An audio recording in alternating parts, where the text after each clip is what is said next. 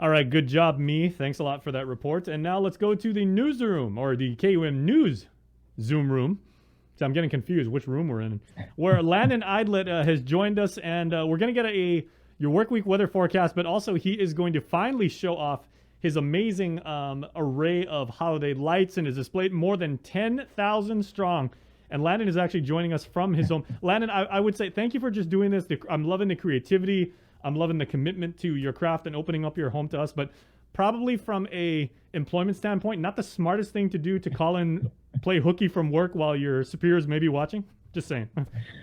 Oh, that's okay. That's perfectly fine. It's all fun and weather. Well, we're all working remotely these days, so like it's all good. Yeah, that is definitely the rule of thumb for the last 2 years. It's all telework and remote operations. So it is what it is. And so we were supposed to show my house last week, but I was already at the office that morning, and so I wasn't able to show up. And I remember back a couple of weeks ago, I was off island for a couple of weeks, and that was supposed to be 2 weeks of vacation here on island that I was supposed to string up several thousand more lights. So I still have probably 6,000 LED lights still in the box upstairs because I did not have the chance to put them up because of that work trip off island. So I am way behind the game with Christmas decorations. Hopefully next year I will get more. But behind me, this is going to be a project that you're going to hear a lot more about sometime in 2022, our Lincoln Log collection. Remember, we had them built upstairs in my house. Last year, we had our friends come up and put up displays. So we're going to be seeing a lot more of these in 2022 with the big project my brother and I will be taking care of. So let me. I grew up on Lincoln Logs, bro. You had me at Lincoln Logs. Yeah, this is our at that childhood toys that we had, and so we still have so many more blocks to throw up here, but we just ran out of time this year. But it was supposed to go all the way up the stairway, but we have we created a new way to design these things with some wood blocks that we got from Home Depot, which now that it has been a successful first build, I can't imagine the things that we can come up with and build in the future with these blocks. So again, this is going to be a big project that we're going to come in the next year, and we'll be putting out a lot of information about that in the months to come. But yeah, this is our my display this year, and I see I have an unfinished Christmas tree here that I just did not get to finish decorating. Some I gotta say, you've got structural engineers the world over just salivating right now when they saw that Lincoln Log structure. Oh, just wait till you see the things to come next year. Brandon and I, we are very excited to embark on this project. We're going to be working with some people in the community to make this big and see what we can build with it. But we have another shipment of blocks in that we want to increase our numbers with. Now I must ask, because like I've done a couple of Lincoln Log projects, like nowhere near on the scale that you and Brandon are doing, but are you actually binding those together, like with glue or with like with some sort of bonding material, or are you literally just like building them like up and the structure supports itself? It's all freestanding. So wow, just take it off and it's good to go. So these are all just placed in position, and so if we have an earthquake, it'll all come tumbling down. But we did have a knock on wood. Pun intended. Knock on Lincoln Logs. Yeah, we had a 17-foot tower on this stairway a few months ago, and we did have a couple little trembles, but luckily the tower stood firm and did not collapse. So that's the good news. That was one of our tests. And then, of course, the more traditional Christmas tree over here in the corner. This is just a 9-footer. If I had more ceiling space, I'd like to go a full 12 feet, but we just don't have the ceiling space in here.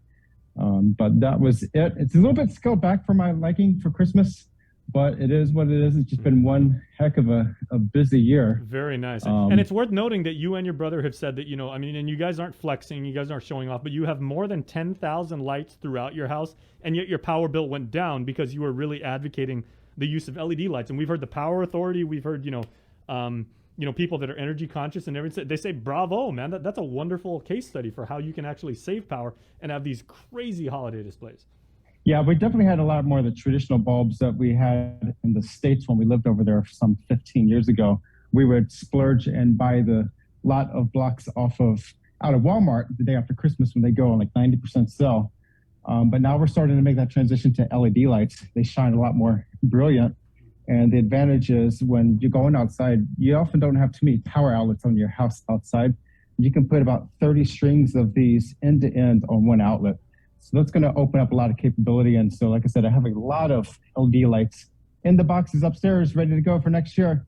I just have to take a week of leave, not in December, but probably 1 or 2 weeks around Thanksgiving next year just to get it all up. And of course, that would be the year that we have a big storm in December. So we'll hope that does not happen. I'm just amazed at the meticulousness and the craftsmanship that I mean, look at the way like the Lincoln Logs wind around, the like the handrail, and I mean that. God, yeah, that's was very the tough intricate. Part. That's and I say that with with immense respect. I mean, it takes a lot of planning and it takes a very delicate touch to get this done. Yeah, it was a lot of planning, a lot of delicate touch, and of course, bridging these two towers together in the top. There's a little bit of a gap, and I ran out of time to build it, but I would like to go on up.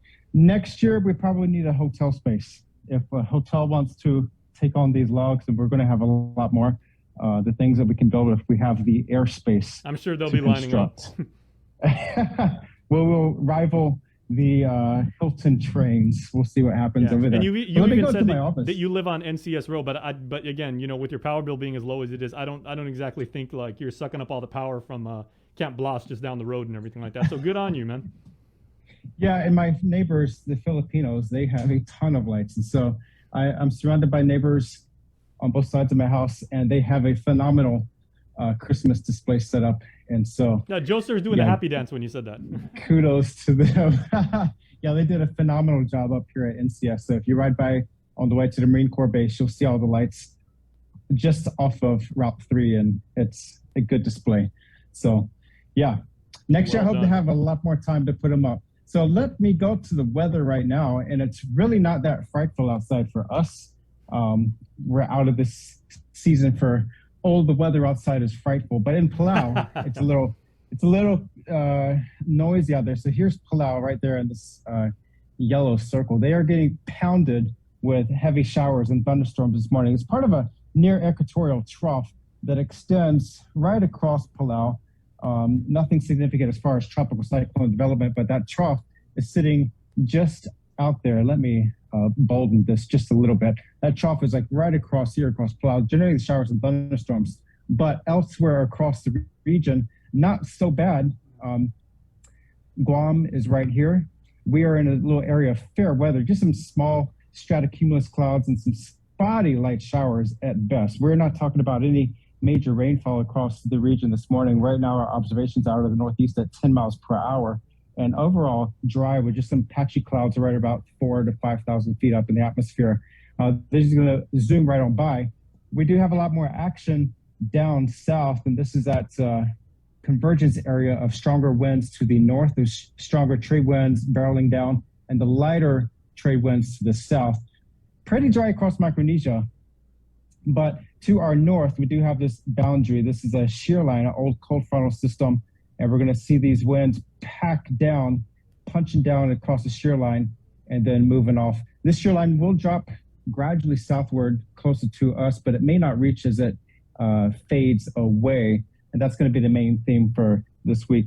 The other main theme is breezy. The winds are not that bad this morning at about 10 to 15 miles per hour. Those winds will increase today. We're going to go to the polar orbiting satellite showing those winds. Guam is just off here to the left. But to our east, we have a pocket of stronger trade winds, and there's a high pressure to our north builds just east of Japan. That's going to strengthen these trade winds across the region, and that's going to be the theme for this evening as we go through the day. The winds will pick up this afternoon, and then again Tuesday night. So we're going to be looking at 20 to 25 knot winds developing tonight and tomorrow, and then becoming possibly 20 to 30 mile per hour winds, almost near gale force over the open waters. That'll be Wednesday and Thursday, but again, this will not be associated with any major weather. We're not looking at any rainfall impacts this week.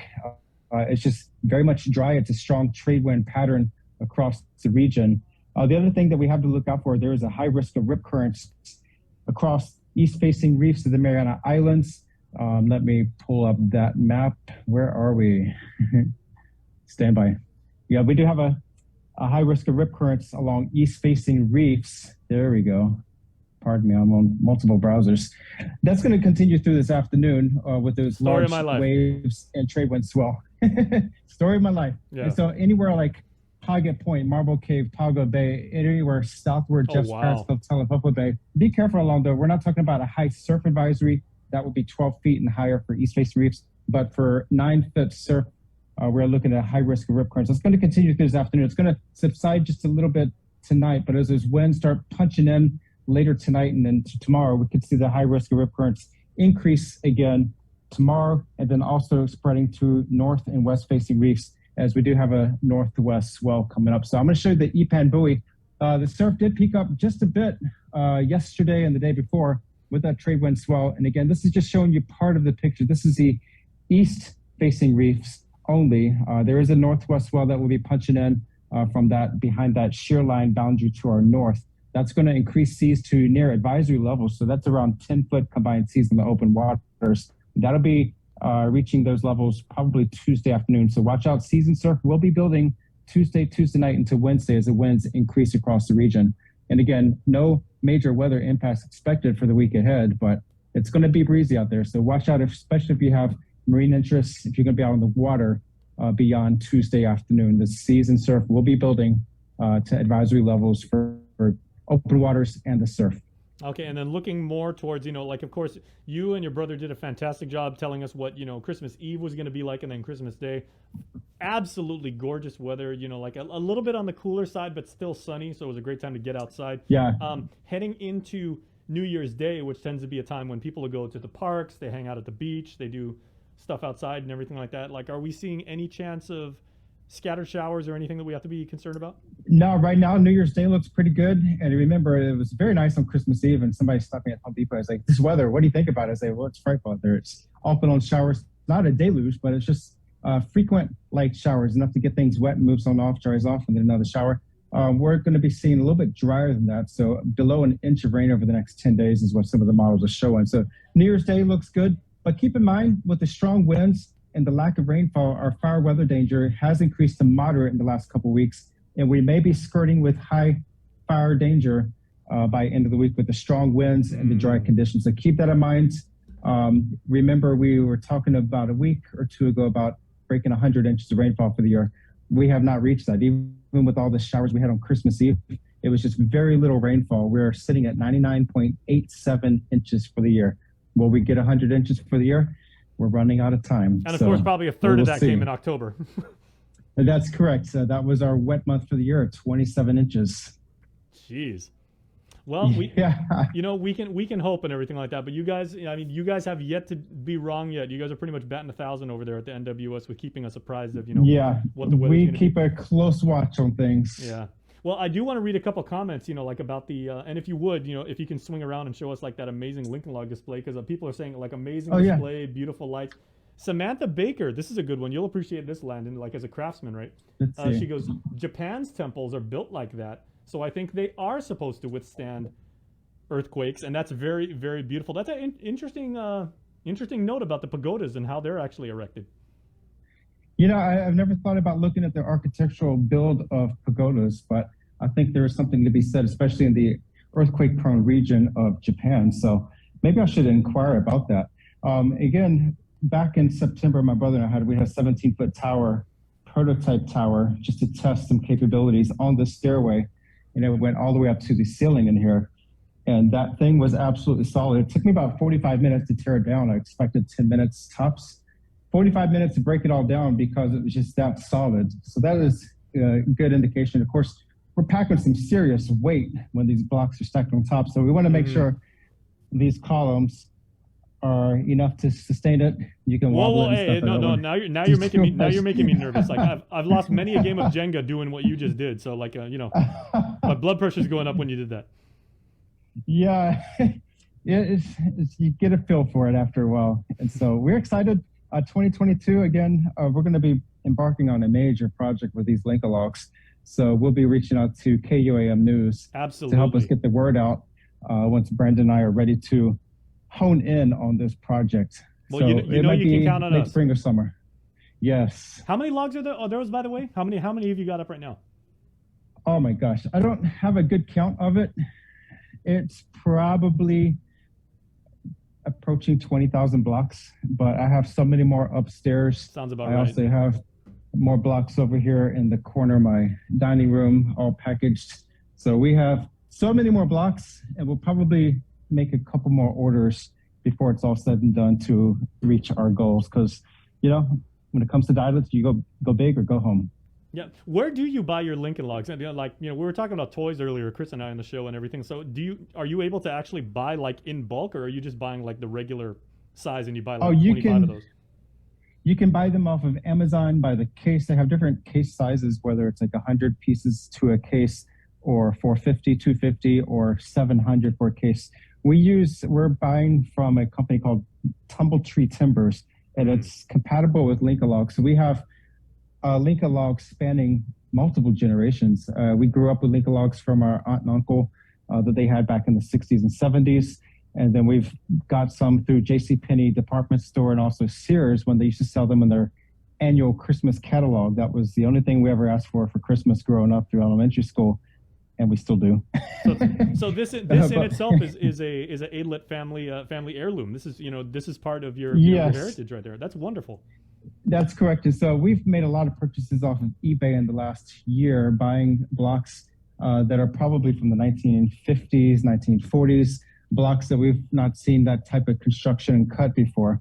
So it's really cool to touch all these different blocks and see the different colors and the styles and the textures that have been built through the years, and that they, for the most part, they actually build and work together. So these are all Tumbletree Timbers. We don't have any of the more traditional, genuine Lincoln Log blocks. They're upstairs still in box. I'm trying to keep them all segregated for building purposes, but we will bring them all together in due time. You know what? We got a couple more minutes here, but I'll tell you what, I'll do you one better, because when we do the story with you and when we collab on this idea, which I'm really looking forward to, I'm going to reach out to some people that Chris and I know, and we can see if we can have maybe contribute a couple logs that are actually made of like local wood, like Truncanito, oh my gosh.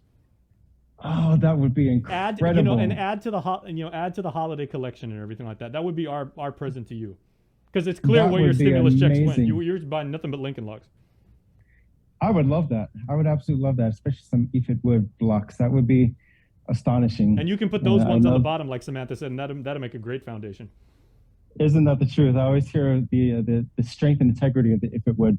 Yeah. So that would be amazing. I would appreciate that. Absolutely. We'll get it done, man. Awesome, Jason. Thank you. All right. Well, thank you again for opening your home and just sharing this amazing creation. We're really looking forward to seeing where this goes. Oh, you're very welcome. We will be talking very soon, probably in about 6 months once we are ready to roll this out. Absolutely. So we are looking forward to June. And at least in the short term, good weather all around. So heading into 2022, things looking pretty good. Yep. Watch out if you're on the waters. Otherwise, the weather is not so bad out there. So. All right, man. Have a fantastic Monday, and I guess you better get into the office. Yeah, see you all next week. I'll be heading to the office very shortly. All right, we'll see you next year. All right, take care, buddy. Next year. All right, Landon Aydlett. Again, an amazing Lincoln Log. It's like, if you guys have some sort of Lincoln Log memories, like experiences, like questions and everything, throw them in the comments, because absolutely fantastic. I mean, the architecture is just like mind-blowing. Speaking of amazing architecture and design, Daniel Perez has a story now about UOG and art, as the Isla Center for the Arts is hosting an art